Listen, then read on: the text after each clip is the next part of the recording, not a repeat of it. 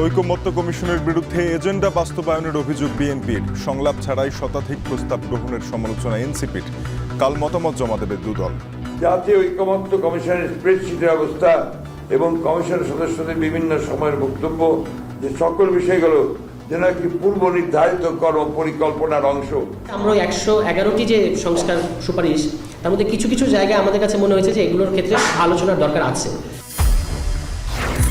সংস্কার নিয়ে দ্রুত সব পক্ষের ঐকমত্যে পৌঁছানোর আশাবাদ কমিশনের। খেলাফতে মজলিস ও বাংলাদেশ লেবার পার্টির সঙ্গে বৈঠক। অন্যান্য রাজনৈতিক দলের সঙ্গে আলোচনা অব্যাহত থাকবে এবং তার মধ্য দিয়ে আমরা এক জায়গায় আসতে পারবো স্বল্পতম সময়ের মধ্য দিয়ে। ঈদযাত্রায় ফিটনেসবিহীন বাস চলাচল বন্ধে ডিএমপি বিআরটি এর অভিযান। বাড়ি ফেরায় টিকিটের চাহিদা কম আকাশপথে।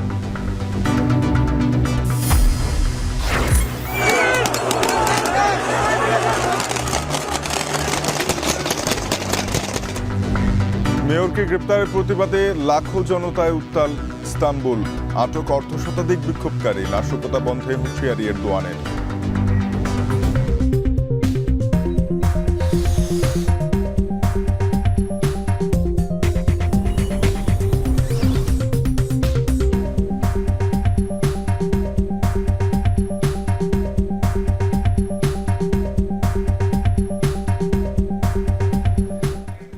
স্বাগত। এখন ঢাকায় আপনাদের সাথে পুরো আয়োজনে থাকবো আমি তানজিম শাফিন। জাতীয় ঐকমত্য কমিশনের দেয়া স্প্রেডশিট বিশেষ কোনো রাজনৈতিক দলের প্রস্তাবের সাথে মিলে যাচ্ছে এমন মন্তব্য করেছেন বিএনপি মহাসচিব মির্জা ফখরুল ইসলাম আলমগীর। তিনি বলেছেন তাদের স্প্রেডশিট কোনো দলের এজেন্ডা বাস্তবায়ন করছে এমন মনে হচ্ছে।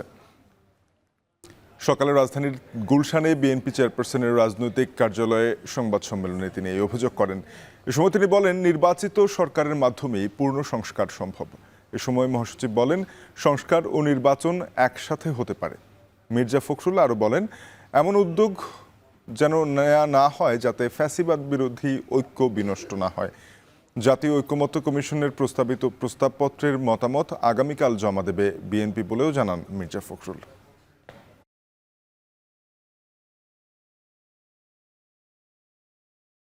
যেহেতু সংস্কার একটি চলমান প্রক্রিয়া, সংস্কার ও নির্বাচন প্রক্রিয়া দুটোই একসাথে চলতে পারে। রাজনৈতিক দলগুলোর ঐক্যমতের ভিত্তিতে একটি চার্টার অফ রিফর্ম সংস্কার সনদ তৈরি হতেই পারে। নির্বাচিত সরকার জনগণের কাঙ্ক্ষিত ঐক্যমত্যের সংস্কার সমূহ সম্পন্ন করবে, কেননা জনগণের নিকট দায়বদ্ধ ও ন্যায় বিচার এবং সুশাসন নিশ্চিত করতে অঙ্গীকারবদ্ধ নির্বাচিত সরকারের পক্ষেই গ্রহণযোগ্য সংস্কার সম্পাদন করা সম্ভব। 166টি সংস্কার প্রস্তাবের মধ্যে 111টি সংলাপ ছাড়াই বাস্তবায়ন সম্ভব বলে জানিয়েছিল সংস্কার কমিশন। কিন্তু এ নিয়ে এবার আপত্তি জানিয়েছে এনসিপি। দলটির প্রশ্ন, কিসের ভিত্তিতে আলোচনা বা সংলাপ ছাড়াই প্রস্তাবগুলো বাস্তবায়ন সম্ভব বলে মনে করছে ঐকমত্য কমিশন? শনিবার সকালে বাংলা মোটরে জাতীয় নাগরিক পার্টির অস্থায়ী কার্যালয়ে এক সংবাদ সম্মেলনে এই কথা জানান দলটির যুগ্ম আহ্বায়ক সরওয়ার তুষার। তিনি বলেন ঐকমত্য কমিশনের দেয়া ন্যূনতম প্রার্থী হবার বয়স 21 বছরের বদলে 23 বছর আর 16 বছর বয়স থেকে ভোটাধিকার প্রয়োগের প্রস্তাব দেবে জাতীয় নাগরিক পার্টি। আগামীকাল দুপুরে জাতীয় ঐকমত্য কমিশনের প্রস্তাবিত প্রস্তাবপত্রের মতামত জমা দেবে তারা।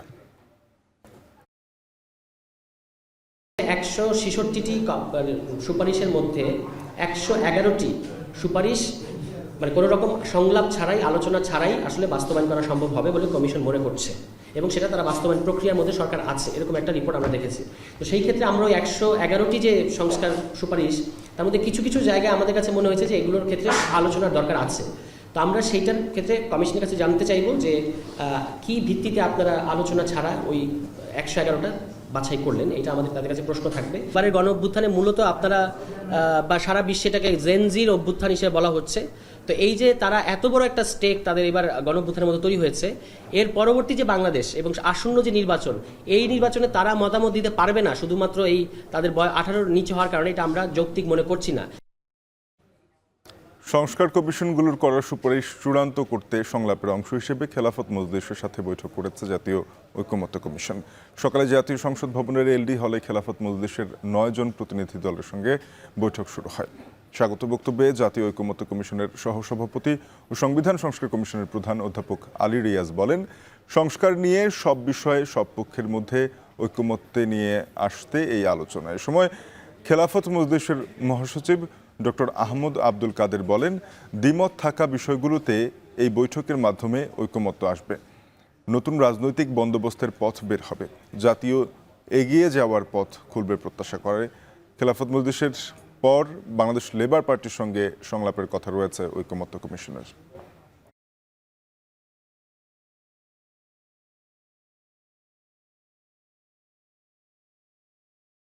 আমরা মনে করি যে আলাপ আলোচনার মধ্য দিয়ে আমরা একটা জাতীয় ঐক্যমত্য তৈরি করতে পারব। অত্যন্ত স্বল্প সময়ের মধ্যে আমরা কাজ শুরু করেছি, এই অর্থে যে খুব দীর্ঘ সময় দেওয়া যায়নি আপনাদেরকে, এবং আমরা আশা করি যে আলোচনা শুধু আপনাদের সঙ্গে নয়, অন্যান্য রাজনৈতিক দলের সঙ্গে আলোচনা অব্যাহত থাকবে এবং তার মধ্য দিয়ে আমরা এক জায়গায় আসতে পারবো স্বল্পতম সময়ের মধ্য দিয়ে। 6টি সংস্কার কমিশনের সুপারিশের আলোকে বাংলাদেশ লেবার পার্টির সঙ্গে বৈঠক করছে জাতীয় ঐকমত্য কমিশন। এই মুহূর্তে জাতীয় সংসদ ভবনে খোঁজ রাখছেন সহকর্মী রকিবুল রাহাত, যুক্ত হব তার সাথে। রাহাত, জানাবেন, এর আগে তো খেলাফত মজলিস বৈঠক করলো, তারা কতগুলো সংস্কার প্রস্তাবের সাথে একমত হতে পেরেছেন? আর যেহেতু লেবার পার্টি এখন আছে, তাদের আলোচনা শুরু হয়েছে কিনা, কোন পর্যায়ে আছে জানাবেন। শাফিন, খেলাফতে মজলিস তাদের আলোচনার পরে বের হয়ে গণমাধ্যমে ব্রিফিং করেছেন। সেখানে তারা জানিয়েছেন যে মোট যে 166টি সংস্কার প্রস্তাবনা রয়েছে, সেই 166টি সংস্কার প্রস্তাবনার মধ্যে 140টির সঙ্গে তারা একমত হয়েছেন এবং 10টির সঙ্গে তারা পুরোপুরি দ্বিমত পোষণ করেছেন, এবং বাকি 15টি যে প্রস্তাবনা রয়েছেন সেগুলোর সঙ্গে তারা আংশিক একমত এবং একটি আলোচনা সাপেক্ষে সমাধান করা সম্ভব বলে কিন্তু লেবার পার্টির মহাসচিব আব্দুল কাদির তিনি আমাদেরকে কিছুক্ষণ আগে জানিয়েছেন। এবং তারা কিন্তু সংবিধান সংস্কার কমিশন থেকে শুরু করে মোট যে 6টি সংস্কার কমিশন হয়েছে সেগুলোর বেশ কয়েকটি কিন্তু একদম ধরে ধরে তারা বলেছে যে কোন কোন জায়গাগুলোতে তারা মূলত দ্বিমত প্রকাশ করেছেন এবং কোন কোন জায়গাগুলোতে একমত প্রকাশ করেছেন। সেক্ষেত্রে সংবিধান সংস্কারের ক্ষেত্রে তারা বহুত্ববাদের যে বিষয়টি সুপারিশে রাখা হয়েছিল সেই বিষয়টির তারা পুরোপুরি দ্বিমত করেছেন। তারা বলছেন যে সম্পূর্ণ কুরআন এবং ইসলামের ভিত্তিতে কিন্তু এই সংবিধান হতে হবে, এবং একই সঙ্গে তারা যে গণপরিষদ নির্বাচনের কথা যেটি বলা হয়েছিল সেই গণপরিষদ নির্বাচনেও কিন্তু তারা যেতে চান না, এবং সেই সঙ্গে সংসদের কিন্তু তারা উচ্চকক্ষ এবং নিম্নকক্ষ বিশিষ্ট সংসদই তারা চান, এবং সেক্ষেত্রে 1% ভোটের ভিত্তিতে কিন্তু উচ্চ কক্ষে যেন তাদের প্রতিনিধি যেতে পারে সেই বিষয়টি নিশ্চিত করার কথা খেলাফতে মজলিস বলেছেন। এবং একই সঙ্গে তারা বলেছেন যে আরও যে 15টি বিষয় রয়েছে যেগুলোর সঙ্গে তারা আংশিকভাবে একমত, সেগুলো পরবর্তীতে যদি কোনো আলোচনার ব্যবস্থা করা হয় বা পরবর্তীতে যদি কোনো সংলাপের ব্যবস্থা করা হয় সেই বিষয়গুলো সেটি সেখানে সমাধান হওয়া সম্ভব। এছাড়া কিন্তু এখন যে বৈঠকটি চলছে বাংলাদেশ লেবার পার্টির সঙ্গে, তারা লেবার পার্টিও কিন্তু গণমাধ্যমের সঙ্গে কথা বলে গেছে তারা বৈঠকে প্রবেশ করার আগে। সেক্ষেত্রে তারাও তাদের যে সুস্পষ্ট কিছু দাবি দেওয়া রয়েছে বা তারা এই সংস্কার প্রস্তাবনার কোন কোনগুলোর সাথে একমত সেই বিষয়ে তারা কিছুটা আভাস গণমাধ্যম কর্মীদের দিয়ে গেছেন। সেক্ষেত্রে তারা কিন্তু বলছেন যে 4টি প্রদেশে যে ভাগ করার কথা প্রস্তাবনা করা হয়েছে সেই 4টি প্রদেশে ভাগ করাকে তারা সন্দেহের দৃষ্টিতে দেখছেন। তারা বলছেন যে বাংলাদেশ যেহেতু খুব ছোট একটি দেশ, সেক্ষেত্রে এই 4টি প্রদেশে ভাগ করলে সেখানে বিশৃঙ্খলা বা অন্যান্য বিষয়াদি যুক্ত হতে পারে বলে কিন্তু তারা জানিয়েছেন। এবং একই সঙ্গে তারা বলছেন যে 2বারের যে প্রধানমন্ত্রী করার যে প্রস্তাবনা দেওয়া হয়েছে সেই 2বারের প্রধানমন্ত্রীর প্রস্তাবনার সঙ্গে তারা একমত, এবং অন্যান্য যে বিষয়গুলো রয়েছে সেগুলো তারা মূলত সংলাপের মাধ্যমে যে দ্বিমতগুলো রয়েছে সেগুলো সমাধানে আসা যায় কিনা সেই বিষয়টি কিন্তু তারা জানাবেন। এই মুহূর্তে বৈঠক চলছে, বৈঠক থেকে বের হবার পরে তারা বিস্তারিত জানালে আমরা আপনাদেরকে আরও জানাতে পারবো। এই ছিল সংসদ ভবন থেকে আমার কাছে সবশেষ। শাফিন। সহকর্মী রকিবুল রাহাত যুক্ত হয়েছিলেন জাতীয় সংসদ ভবন থেকে। RFL water pump. আওয়ামী লীগের বিচার ও নিষিদ্ধের দাবিতে বিক্ষোভ মিছিল করছে জুলাই গণঅভ্যুত্থানে আহতদের সংগঠন ওয়ারিয়র্স অফ জুলাই। সেখানে আছেন সহকর্মী তাসফিয়া উখরোজ, যুক্ত হব তার সাথে। উখরোজ, জানাবেন বিক্ষোভ মিছিল কোথায় অবস্থান করছে, মিছিল থেকে বিক্ষুব্ধরা কি দাবি জানাচ্ছেন? শাফিন, যেমনটা আপনি বলছিলেন, গত আগস্ট এবং জুলাইয়ে যে আন্দোলন হয়েছিল, সেই আন্দোলনে যারা শহীদ হয়েছেন তাদের পরিবার এবং আন্দোলনে যারা আহত হয়েছিলেন তাদেরকে নিয়ে গঠন করা হয়েছিল এই জুলাই ওয়ারিয়ার্স নামের সংগঠনটি। এবং তারা আজকে যে আওয়ামী লীগ রয়েছে তাদের যে বিচার এবং তাদের নিষিদ্ধ করার দাবিতে তারা এই ঢাকা বিশ্ববিদ্যালয়ের রাজু ভাস্কর্যে আসলে তারা বিক্ষোভ করছে এবং তাদের এই বিক্ষোভ কর্মসূচির পরে তারা একটি মিছিল নিয়ে ক্যাম্পাস প্রদক্ষিণ করার কথা রয়েছে। এখানকার বক্তারা আসলে বলছেন যে ফ্যাসিস্ট আওয়ামী লীগ যে রয়েছে সংগঠনটি সেটিকে অচিরে নিষিদ্ধ করতে হবে, সেই দাবি তারা জানাচ্ছে। এছাড়াও তারা বলছেন যে এই ফ্যাসিস্ট আওয়ামী লীগকে যদি কেউ পুনর্বাসন করে তাহলে যে জুলাই আন্দোলনে যারা আহত হয়েছে তারা আসলে আবার মাঠে নেমে আসবে, যাতে করে তারা এই আওয়ামী লীগকে নিষিদ্ধ করতে পারে এবং তাদের বিচার করতে পারে। এছাড়া তারা আসলে অন্তর্বর্তীকালীন সরকারের কাছে আসলে তারা আহ্বান করেছেন বা দাবি জানিয়েছেন যে এই ফ্যাসিস্ট যে আওয়ামী লীগ রয়েছে সেটির যে সরকার প্রধান ছিলেন শেখ হাসিনা তাকে অনতিবিলম্বে আসলে দেশে ফিরিয়ে এনে তার বিচার করতে হবে। এছাড়া তারা আসলে বলছেন যে এই জুলাই আন্দোলনে যারা আহত হয়েছে কিংবা শহীদ হয়েছে তাদের পরিবারকে আসলে পুনর্বাসন যাতে দ্রুত করা হয় সেই ব্যাপারে তারা আবারও আসলে অন্তর্বর্তীকালীন সরকারের দৃষ্টি আকর্ষণ করছে। তারা বলছেন যে আসলে ওই আন্দোলনে যারা আহত হয়েছিল তাদের এখনো আসলে পুরোপুরি ভাবে পুনর্বাসন করা সম্ভব হয়নি।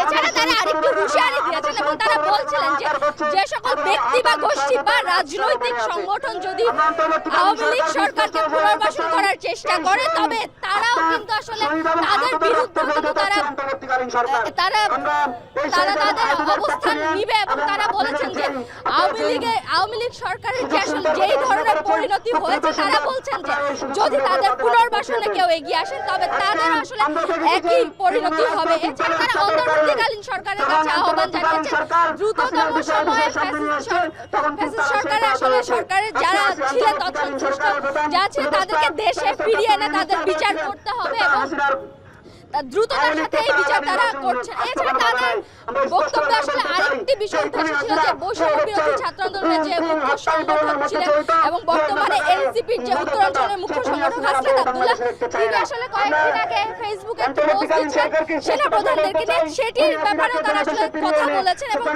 তাদের মূল বক্তব্য আসলে আজকে বিক্ষোভ কর্মসূচিতে এমন যে ফ্যাসিস্ট যে আওয়ামী সরকার রয়েছে তার প্রধান শেখ হাসিনাকে দ্রুততার সাথে দেশে ফিরিয়ে এনে তার বিচার করতে হবে এবং জুলাই আন্দোলনে যারা আহত হয়েছিলেন বা শহীদ পরিবার তাদেরকে দ্রুততার সাথে পুনর্বাসন করতে হবে। তো এই ছিল আমার কাছে রাজু ভাস্কর্যের জুলাই ওয়ারিয়ার্সের যে বিক্ষোভ কর্মসূচি সেখানে তাসফিয়া উখরোজ যুক্ত হয়েছিলেন ঢাকা বিশ্ববিদ্যালয় এলাকা থেকে।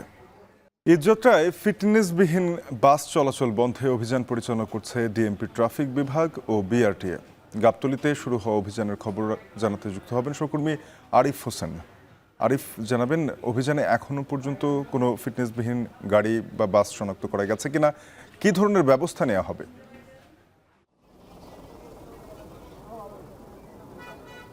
শাফিন, আমরা এই মুহূর্তে গাবতলী বেড়িবাঁধ যে এলাকাটি রয়েছে এই বেড়িবাঁধ এলাকার বেশ কয়েকটি গ্যারেজে ঘুরেছি। কিছুক্ষণ আগে দেখেছি আমরা সেই গ্যারেজগুলোতে অভিযান পরিচালনা করছে বিআরটিএ এবং মিরপুরের যে ট্রাফিক বিভাগ রয়েছে তারা। তবে প্রত্যেকটা গ্যারেজের যারা মালিক রয়েছে মালিকদের সতর্ক করেই কিন্তু সীমাবদ্ধ এই অভিযানের কার্যক্রমে এতক্ষণ পর্যন্ত আমরা যেটা দেখেছি। আপনি দেখতে পাচ্ছেন আমার পিছনে একটি গাড়ি রয়েছে যে গাড়িটি কিছুদিন আগে অ্যাক্সিডেন্ট করে এই অবস্থা করে এনে একটি গ্যারেজে ফেলে রেখেছে এবং এই গাড়িটিও কিন্তু কিছুক্ষণের মধ্যে অর্থাৎ 2 থেকে 3 দিনের মধ্যে পুরোপুরি ফিট হয়ে তারপরে রাস্তায় নামবে। অর্থাৎ আমরা দেখেছি প্রত্যেকটি গ্যারেজের যেই গাড়ির শুধুমাত্র রং চেঞ্জ করে এবং সিটগুলো পরিবর্তন করে মোটামুটি ডেকোরেশন করে তারপরে রাস্তায় নামিয়ে দেওয়া হচ্ছে। ইঞ্জিনের যেই এই স্টেবিলিটি অথবা ইঞ্জিনের যেই স্থায়িত্বকাল সেই স্থায়িত্বকালের ফিটনেস সেই ফিটনেস সার্টিফিকেট কিন্তু অধিকাংশ গাড়ির নেই। এখানে এসে বিআরটিএর যারা কর্মকর্তা রয়েছেন তারা চেক করছেন প্রত্যেকটি গাড়ির নম্বর ধরে ধরে যে এই গাড়িগুলোর ফিটনেস সার্টিফিকেট রয়েছে কিনা। অনেক গাড়ি তারা পেয়েছেন যে গাড়িগুলোর ফিটনেস সার্টিফিকেট নেই, শুধুমাত্র রং চং করে তারপরে রাস্তায় নামান যেই লক্কর ঝক্কর গাড়িগুলো সেগুলোই এখানে রয়েছে। তবে সবচেয়ে কষ্টের বিষয় হলো গিয়ে এই কাজটি যারা করছেন, যে গ্যারেজ মালিকরা, তাদেরকে শুধুমাত্র সতর্ক করে দিয়েই কিন্তু সীমাবদ্ধ হচ্ছে এখানকার যাবতীয় কার্যক্রম। তারপরও তারা একটার পর একটা গ্যারেজে ঢুকছেন, ঘুরছেন, যাচ্ছেন। প্রত্যেকটি গ্যারেজেই আমরা দেখেছি 4 থেকে 5টি করে গাড়ি রয়েছে, যেই গাড়িগুলো লক্কর ঝক্কর, এবং এই গাড়িগুলো ঈদকে কেন্দ্র করে রাস্তায় নামবে। আমরা বিএটির যে নির্বাহী ম্যাজিস্ট্রেট রয়েছেন তার সাথে কথা বলেছিলাম, তিনি আমাদেরকে বলছেন কোনোভাবেই এই ধরনের গাড়ি রাস্তায় নামানোর সুযোগ নেই, এবং যদি এই ধরনের গাড়ি রাস্তায় নামানো হয় সেক্ষেত্রে আইনানুগ ব্যবস্থা নেওয়া হবে। আপনি এই গাড়িটি দেখতে পাচ্ছেন, এই গাড়িটি কিন্তু প্রথম যেই গাড়িটি দেখিয়েছিলাম অ্যাক্সিডেন্ট গ্রস্ত হয়ে এরপরে গ্যারেজে এসেছে, সেই ধরনের একটি গাড়ি। এই গাড়ি এখন পুরোপুরি ফিট হয়ে গিয়েছে, অর্থাৎ পাশের যে গ্লাসগুলো সেগুলো লাগানো হয়েছে, সামনের গ্লাস এবং ইঞ্জিনের যেই ওয়্যারিংয়ের মোটামুটি কাজ রয়েছে সেই কাজটি শেষ করার পরই 2-1 দিনের মধ্যে এই গাড়িটি রাস্তায় নামবে এবং দূরপাল্লার যে রুট রয়েছে সেই রুটে যাবে। যদিও বিএটির আইন অনুযায়ী এ ধরনের গ্যারেজে এনে এই গাড়ি সারানোর পরে তারপরে তাদের একটি অনুমোদন দরকার হয়, ফিটনেসের দরকার হয়, কিন্তু সেই ফিটনেসের যে সার্টিফিকেট সেই সার্টিফিকেট তারা না নিয়েই কোনোভাবে রংচং করে রাস্তায় নামিয়ে দিচ্ছেন। যেই এখন পর্যন্ত বিএটির হিসাব বলেছে মোট 17 লাখ গাড়ির মধ্যে প্রায় 6,66,000 গাড়ি ফিটনেসবিহীন। যে ফিটনেসবিহীন গাড়ি মোটামুটি শূন্যের কোটায় তারা গাবতলীর এই স্টেশন থেকে নামিয়ে আনার চেষ্টা করছেন, এমনটা বলছেন। আমরা মিরপুর যে জোন রয়েছে সেই জোনের যিনি পুলিশ প্রধান অর্থাৎ ট্রাফিকের ডিসি তার সাথে কথা বলেছিলাম, তিনি বলছেন কোনোভাবেই এই যে গাবতলী বাস স্টেশন থেকে ফিটনেসবিহীন গাড়ি চলতে দেওয়া হবে না, সেজন্য তারা অভিযান পরিচালনা করবেন। ঈদের আগে ফিটনেসবিহীন যান চলাচল নিয়ন্ত্রণে অভিযান পরিচালনা করছে ডিএমপি, ট্রাফিক বিভাগ এবং বিআরটিএ, সে নিয়ে জানাচ্ছিলেন আরিফ হোসেন। দেশের আকাশপথে এবার বাড়ি ফেরা যাত্রীর চাপ তেমন একটা নেই, তাই বেসরকারি এয়ারলাইন্সগুলো থেকে এখনও আসেনি অতিরিক্ত ফ্লাইটের ঘোষণা। তারা বলছে সড়ক ও রেল যোগাযোগ সহজ হওয়ায় গেল বছর থেকেই আকাশপথে বাড়ি ফেরা যাত্রীর চাপ কম। তবে রাষ্ট্রীয় পতাকাবাহী বিমান বাংলাদেশ এয়ারলাইন্সের 13টি অতিরিক্ত ফ্লাইট চলবে 3টি রুটে। নাইম আবিরের প্রতিবেদন। ঈদ এলে বাড়ি ফেরার এমন চিত্র খুব সাধারণ। সড়ক, রেল কিংবা জলপথ সবখানেই থাকে উপচে পড়া ভিড়। তবে গেল কয়েক বছর ধরে আকাশপথেও থাকে ঈদ যাত্রার আমেজ। অল্প সময় আর ভোগান্তিহীন যাত্রায় অনেকেই হাওয়াই জাহাজে চেপে ফেরেন ঘরে। প্রতিবার ঈদ এলে তাই নাগালের বাইরে চলে যায় বিমানের টিকিটের দাম। যাত্রী চাপে অতিরিক্ত ফ্লাইটের ঘোষণা আসে এয়ারলাইন্সগুলো থেকে। তবে এবারে চিত্র খানিকটা ভিন্ন। এ পর্যন্ত অভ্যন্তরীণ বিভিন্ন রুটে টিকিটের চাপ তেমন একটা নেই। 25 মার্চ থেকে চাপ বাড়ার প্রত্যাশা এয়ারলাইন্সগুলোর, তাই বেসরকারি এয়ারলাইন্সগুলো থেকে এখনো পর্যন্ত আসেনি অতিরিক্ত ফ্লাইটের ঘোষণা। তবে ঈদের দিন থেকে পরের 3 দিন কক্সবাজার রুটে পর্যটকের চাপ আছে। বাস্তবতা হচ্ছে যে বিগত বছরগুলোতে যেভাবে আসলে ঈদকে কেন্দ্র করে ঢাকা থেকে ঢাকার বাইরে যাওয়ার একটা প্রবণতা দেখা যেত, বিশেষ করে উত্তরবঙ্গের যে ডেস্টিনেশনগুলো আছে লাইক সৈয়দপুর, যশোর কিংবা দক্ষিণবঙ্গের বরিশাল, যশোরে, এই যে ডেস্টিনেশনগুলোতে আসলে চলতি বছর আসলে সেই ধরনের একটা হিউজ একটা প্রেশার আসলে যাত্রী চাপটা দেখছি না, যার ফলশ্রুতিতে আমরা কিন্তু এবছর কোনো ধরনের কোনো এক্সট্রা ফ্লাইট আসলে প্রোভাইড করিনি। এয়ারলাইন্সগুলো বলছে সড়ক ও রেল যোগাযোগ সহজ হওয়ায় গেল বছর থেকে আকাশপথে বাড়ি ফেরা যাত্রীর চাপ কম। আগে যে প্রবলেমটা ছিল ঢাকা থেকে কক্সবাজার যেতে আসলে অনেক একটা লম্বা সময়ের ব্যাপার ছিল, রাস্তাঘাটে অনেক ধরনের হ্যাসেল ছিল, যানজটের ব্যাপার ছিল। উত্তরবঙ্গের কথা বলেন আপনি, সে মানে দেখা গেল যে 12-15 ঘন্টাও লেগে যেত, সেখানে ট্রেনের অ্যাভেলেবিলিটি আসলে ছিল না। সব কিছু মিলিয়ে আসলে আমি বলবো যে চলতি বছর আসলে সেটা অনেকটা আমি বলবো ওভারকাম করে আসলে রোড ট্রান্সপোর্ট এবং রেলওয়ের যে মানে বেনিফিটগুলো আছে, আমি বলবো যে সেই জায়গাটা অনেক বেশি কমফোর্টেবল হওয়ার কারণে আসলে সেটারও একটা প্রভাব আসলে এয়ার কানেক্টিভিটিতে পড়েছে বলে আমার কাছে মনে হয়। তবে ব্যতিক্রম রাষ্ট্রীয় পতাকাবাহী বিমান বাংলাদেশ এয়ারলাইন্স। ঢাকা থেকে সৈয়দপুর, রাজশাহী ও বরিশাল রুটে তাদের অতিরিক্ত 13টি ফ্লাইট চলবে। চাপ থাকে দেখি তো আমরা ফ্লাইটটা বাড়ালাম আর কি, ওই কাভার দেওয়ার জন্য। চাপ থাকে, যাওয়ার সময় একটু চাপ আসছে আমাদের। রাজশাহীতে আমাদের নর্মালি হচ্ছে কি সপ্তাহে 4টা ফ্লাইট, সেই জায়গায় আমরা প্রত্যেকদিনই দিচ্ছি 25 তারিখ থেকে ধরতে গেলে, আর 30 তারিখে তো 2টা ফ্লাইট দিচ্ছি। বরিশালে আমাদের সপ্তাহে 3টা ফ্লাইট, সেই জায়গায় আরও একটা ফ্লাইট বাড়ালাম ঈদের চাপটা সামলানোর জন্য। আর সৈয়দপুরে প্রতিদিন 1টা করে যায়, সেই জায়গায় আমরা 2টা করে দিলাম। প্রতিবার ঈদে দেশের যাত্রীদের বিদেশ যাত্রার প্রবণতা দেখা গেলেও এবার সেখানেও ভাটা। তবে মধ্যপ্রাচ্য থেকে দেশে ফেরা যাত্রীর চাপ আছে। নাঈম আবির, এখন, ঢাকা।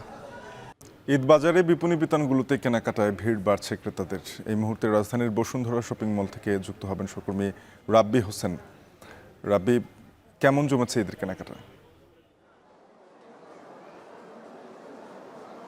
শাফিন, প্রথমে যদি বলা শুরু করি যে আজকে যেহেতু রোজার 21তম দিনে এসে ক্রেতাদের যে ভিড় সেটা অনেকটা বেশি। যদিও এখন সকালের তুলনায় ক্রেতাদের সংখ্যা বেড়েছে, 10টার পরপরই ক্রেতারা আসা শুরু করেছেন, দুপুরের পর আরও ক্রেতারা আসবেন এই কথাই বলছেন এখানকার বিক্রেতারা। তবে যেহেতু ঈদের সবচেয়ে বড় অনুষঙ্গ থাকে নতুন পোশাক পরিবারের সদস্যদের কিনে দেওয়া, নিজের জন্য কেনাকাটা করা, সে কারণে আমরা সকাল থেকে দেখেছি যে ক্রেতাদের একটা ভিড় বাট্টা রয়েছে, অনেকে দেখে শুনে কিনছেন।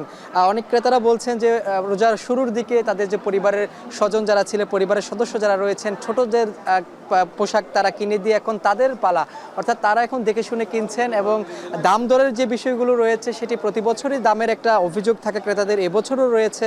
তারা বলছেন যে গত বছরের তুলনায় এবছরে পোশাকের দাম কিছুটা বেড়েছে। তবে বিক্রেতারা আরেকটি কথা বলছেন যে বিদেশি পোশাকের পাশাপাশি দেশীয় যে তৈরি পোশাক, সেই পোশাকের চাহিদা প্রতি বছরই বাড়ছে, এবছরই বেড়েছে এবং এবছরও বেড়েছে। এবং অন্যান্য বছরের তুলনায় প্রতি বছর যেহেতু নতুন নতুন কালেকশন আসে, নতুন ডিজাইন রঙের পোশাক আসে, এবছরও এই ঈদের আনন্দ ঘিরে কিন্তু নতুন পোশাকের একটি আধিক্য দেখা গিয়েছে। তবে এখানকার বিক্রেতারা বলছেন যে রোজার শুরুর দিকে বেচা বিক্রি কিছুটা কম হলেও এই বাকি যে 10 রোজা রয়েছে, অর্থাৎ শেষের 10 দিনের বেচা বিক্রিটা অনেকটা অংশে বেড়ে যায়। অর্থাৎ সারা মাসের বেচা বিক্রি শেষ 10 দিনে এসে সেটা বিক্রি করতে পারেন এই বিক্রেতারা বলছেন। তবে ক্রেতাদের আসলে এখানে আমরা দেখেছি যে কয়েকজনের সঙ্গে কথা বলেছি, তারা বলছেন দাম দর যেমনই হোক, দাম কিছুটা কাটছাট করে হলেও তারা নতুন পোশাক কিনতে চান, পরিবারের স্বজনদের জন্য কিনতে চান, ছোটদের পোশাকটি আসলে তারা আগেও কিনে দিতে চান এবং কিনে তারা স্বাচ্ছন্দ্য বোধ করেন। এবং তারা বলছেন যে পরিবারের সদস্যদের পোশাক কিনতে পারার মধ্যেই রয়েছে তাদের বাড়তি আনন্দ। এবং শিশুরাও কিন্তু এই যে তাদের যে উদযাপন, তাদের পরিবারের সঙ্গে, বাবা মায়ের সঙ্গে তারা কিনতে আসছেন, তারা পছন্দ করছেন পোশাক, তারা দেখছেন তাদের মধ্যে একটা আনন্দ রয়েছে। কারণ নতুন পোশাক সবচেয়ে বড় আনন্দ যোগায় শিশুদের, যারা ছোট রয়েছে তাদের মনেই বড় বেশি আনন্দ, কারণ তারা পোশাক কিনেন, বাসায় নিয়ে সেটা আবারও দেখেন, বারবার যাচাই বাছাই করেন, এটা একটা বড় আনন্দের বিষয়। অর্থাৎ ঈদের বড় অনুষঙ্গই থাকে নতুন পোশাক, পরিবারের সঙ্গে আনন্দ করা, উদযাপন করা, পরিবারের সঙ্গে ঘোরাফেরা করা, এই শপিং মলের যে পরিবেশ দেখা, এটা এখানে উদযাপন করছেন এই কথা বলছেন। এবং শিশুদের অনেকে নিয়ে এসেছেন, পরিবারের ছোট ছোট সদস্যদের নিয়ে এসেছেন, তাদেরকে এই পোশাক আসলে কিভাবে কিনতে হয়, ঈদের পোশাকে আসলে কোন কোন বিষয়গুলো দেখতে হয়, সেই বিষয়গুলো তাদেরকে দেখাচ্ছেন। এবং পরিবারের সদস্যরা একটা কথাই বলছেন, তাদের এই আনন্দ যাতে কোনোভাবেই ফিকে না হয় সেই বিষয়টি তারা লক্ষ্য করছেন। তাদের সামর্থ্য অনুযায়ী, যার যতটুকু সামর্থ্য আছে সেই সামর্থ্য অনুযায়ী তারা এই পোশাক কিনে এই ঈদকে রাঙিয়ে তুলবেন এই আশা করছেন এখানকার যারা ক্রেতা রয়েছেন তারা। আবার বিক্রেতারাও বলছেন যে শেষ দিকে তাদের বেচা বিক্রি ভালো হবে, পুরো বছরের যেই আয় সেটা আসলে তারা এই ঈদকে ঘিরেই আসলে তারা তুলতে পারবেন এই আশা করছেন বিক্রেতারা। এই ছিল আমার কাছে সবশেষ খবর। গাজায় যুদ্ধবিরতি কার্যকর ও অবিলম্বে হামলা বন্ধ সহ 10 দফা দাবি জানিয়েছে বাংলাদেশ জামায়াতে ইসলামী ঢাকা মহানগরী দক্ষিণ মহিলা বিভাগ। সকালে জাতীয় প্রেস ক্লাবের সামনে ফিলিস্তিনিদের গাজায় ইসরায়েলের বর্বরোচিত হামলার প্রতিবাদে মানববন্ধন থেকে এই দাবি জানানো হয়। মানববন্ধন থেকে নেতানিয়াহুর গ্রেপ্তার ও বিচারের দাবি জানানো হয়। এ সময় বক্তারা ইসরায়েলি পণ্য বর্জন ও স্বাধীন ফিলিস্তিনি রাষ্ট্র গঠনের জাতিসংঘের হস্তক্ষেপে কার্যকর উদ্যোগের আহ্বান জানান।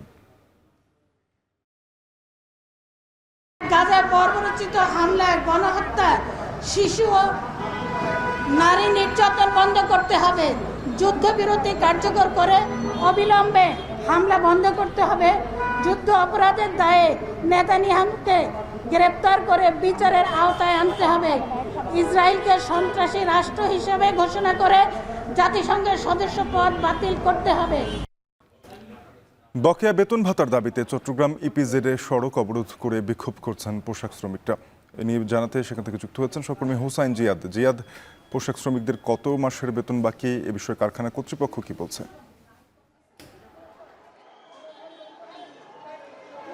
মূলত এখানে শ্রমিকদের সাথেই কথা হয়েছে।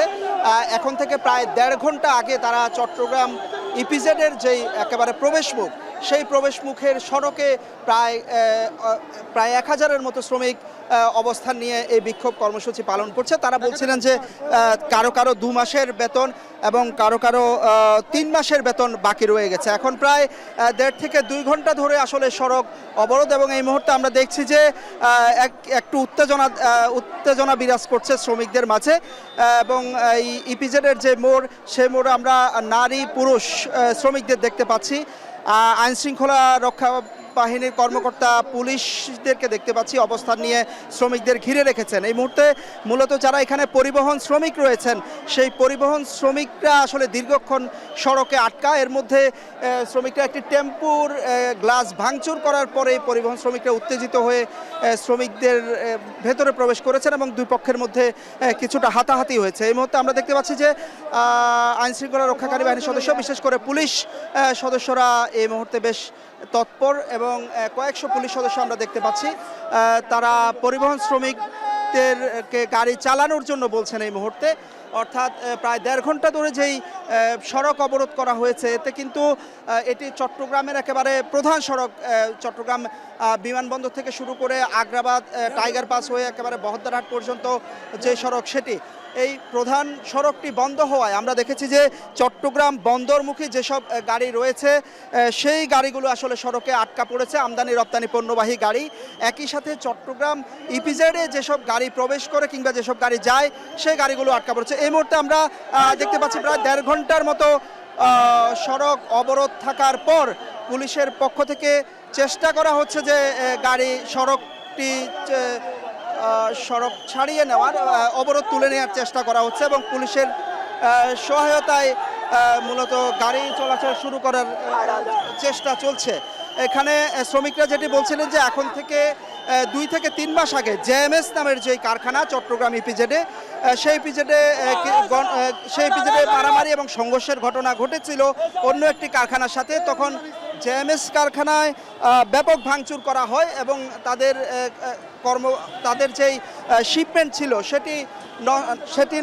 সেটি না হওয়ার কারণে মূলত তাদের বেতন ভাতা আটকে গেছে বলে আমরা জানতে পেরেছি। প্রায় 3 থেকে 4 হাজার শ্রমিক এখানে কাজ করেন। তো এই মুহূর্তে আমরা দেখতে পাচ্ছি যে প্রায় 1.5 ঘন্টা পর গাড়ি ঘোড়া চলাচল শুরু হয়েছে। তবে দীর্ঘ ভোগান্তি হয়েছে মানুষের, প্রায় কয়েক কিলোমিটার জুড়ে আসলে যানজট তৈরি হয়েছে চট্টগ্রামে।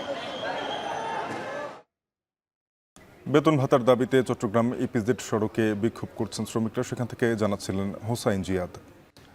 ঈদ উপলক্ষে ভোলায় প্রায় 100 কোটি টাকার প্রসাধনী বেচা কেনার আশা। ব্যস্ততা বেড়েছে জেলার ছোট বড় সকল প্রসাধনী দোকানে।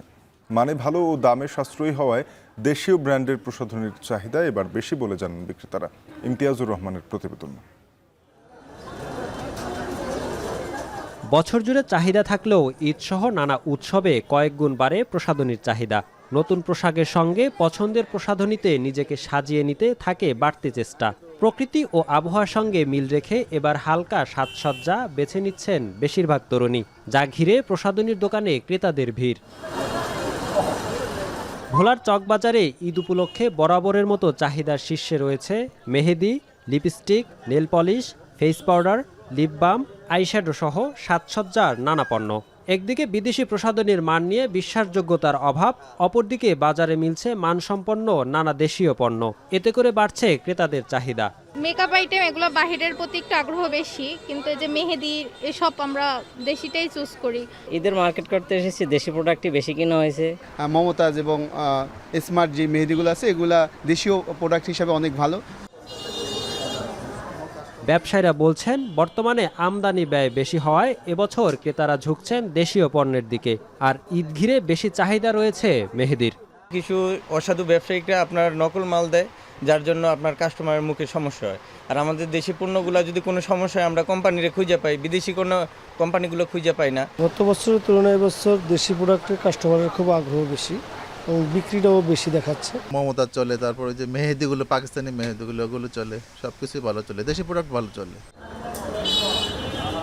ব্যবসায়ীদের আশা, ঈদে ভোলায় ছোট বড় প্রায় 1200 প্রসাধনীর দোকানে বেচা কেনা হবে অন্তত 100 কোটি টাকার।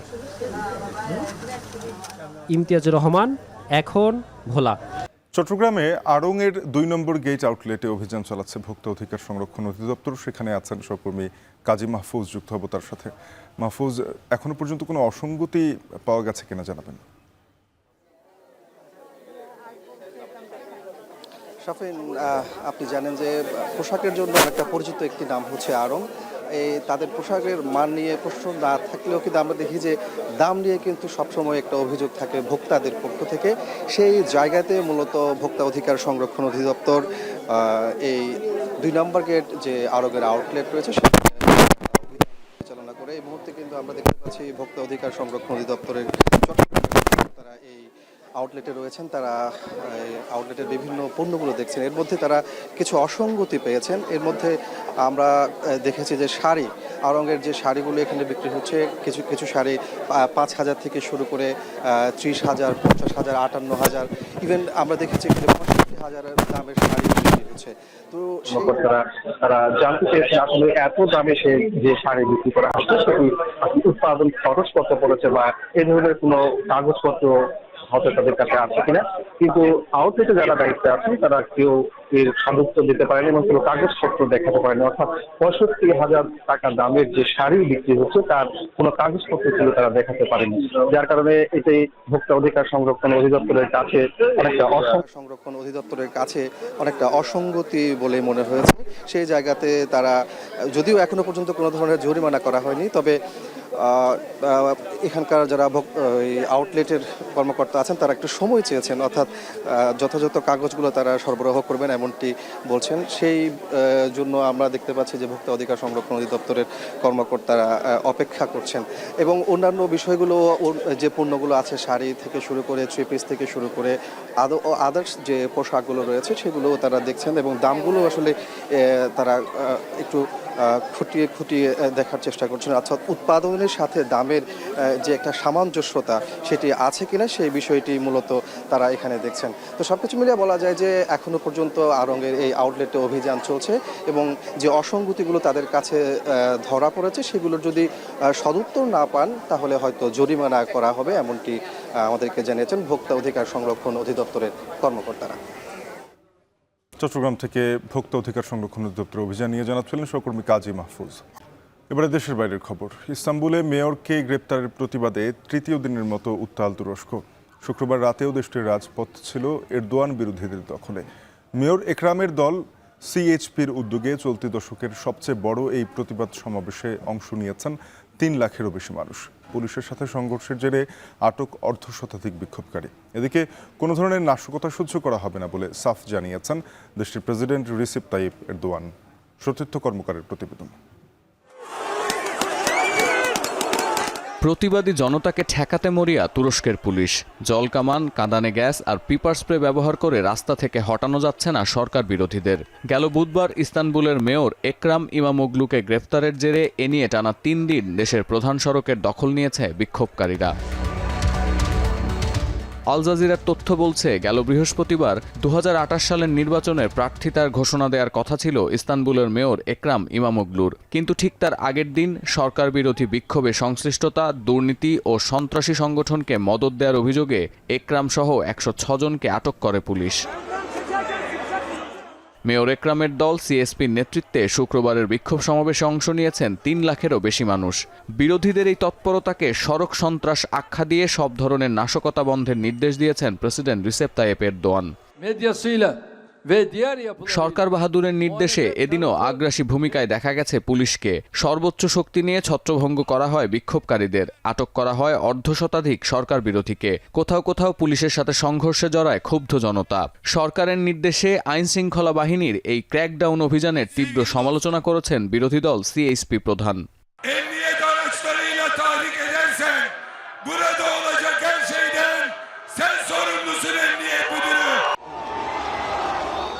এএফপির তথ্য বলছে, বুধবার ইস্তানবুলের মেয়রকে গ্রেফতারের জেরে শুরু হওয়া বিক্ষোভ ছড়িয়েছে তুরস্কের ৩২টি প্রদেশে। বৃহস্পতিবার পর্যন্ত আটক বিক্ষোভকারীর সংখ্যা ৮৮।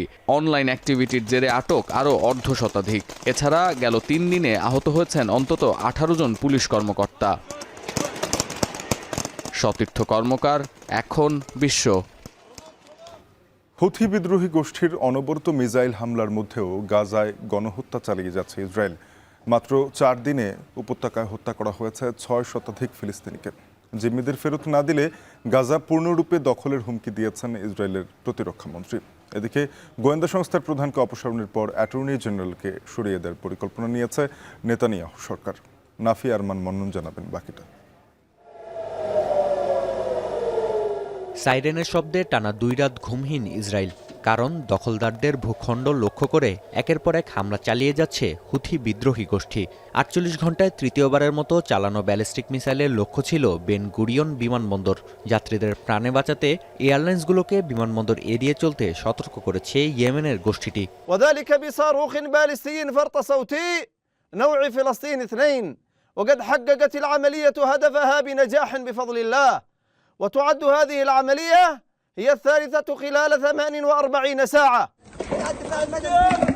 যদিও প্রতিরোধ যুদ্ধকে তোয়াক্কা না করে গাজায় আগ্রাসন অব্যাহত রেখেছে নেতানিয়াহুর সেনারা।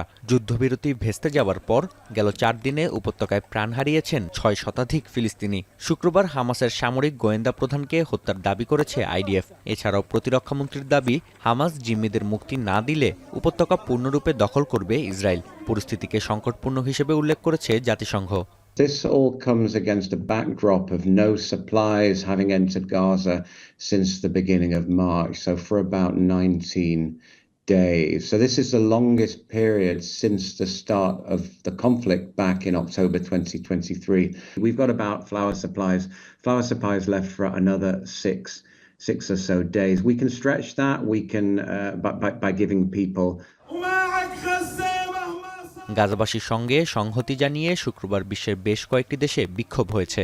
জর্ডানের রাজধানী আম্মানে জুম্মার পর বিক্ষোভে যোগ দেন হাজারো মানুষ। অন্যদিকে ইন্দোনেশিয়ার রাজধানী জাকার্তায় মার্কিন দূতাবাস ঘিরে ট্রাম্পের বিরুদ্ধে স্লোগান দেন মুসলিমরা। রাস্তায় সেটে দেয়া হয় নেতানিয়াহুর ছবি। এদিকে গোয়েন্দা সংস্থা শিনবেতের প্রধানের অপসারণ সাময়িকভাবে আটকে দিয়েছে ইসরায়েলের সুপ্রিম কোর্ট। অপসারণের বিরোধিতা করায় অ্যাটর্নি জেনারেলের বিরুদ্ধে অনাস্থা প্রস্তাব আনার ঘোষণা দিয়েছে নেতানিয়াহু সরকার। ইসরায়েলি প্রধানমন্ত্রীর স্বৈরাচারের বিরুদ্ধে বেশ কয়েকটি শহরে বিক্ষোভে অংশ নিয়েছে সাধারণ জনগণ। নাফি আরমান মনন, এখন বিশ্ব। শেষ করবো এখন ঢাকা যাবার আগে শিরোনামগুলো আরেকবার। ঐকমত্য কমিশনের বিরুদ্ধে এজেন্ডা বাস্তবায়নের অভিযোগ বিএনপির। সংলাপ ছাড়াই শতাধিক প্রস্তাব গ্রহণের সমালোচনা এনসিপির। কাল মতামত জমা দেবে দুদল। জাতীয় ঐকমত্য কমিশনের স্প্রেডশিটের অবস্থা এবং কমিশন সদস্যদের বিভিন্ন সময়ের বক্তব্য, যে সকল বিষয়গুলো যেন একটি পূর্ব নির্ধারিত কর্ম পরিকল্পনার অংশ।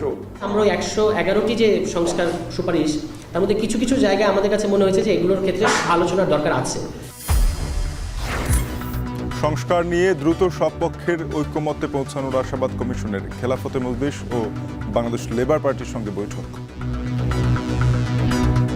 অন্যান্য রাজনৈতিক দলের সঙ্গে আলোচনা অব্যাহত থাকবে এবং তার মধ্য দিয়ে আমরা এক জায়গায় আসতে পারবো স্বল্পতম সময়ের মধ্য দিয়ে। ঈদযাত্রায় ফিটনেসবিহীন বাস চলাচল বন্ধে ডিএমপি বিআরটি এর অভিযান। বাড়ি ফেরার টিকিটের চাহিদা কম আকাশপথে।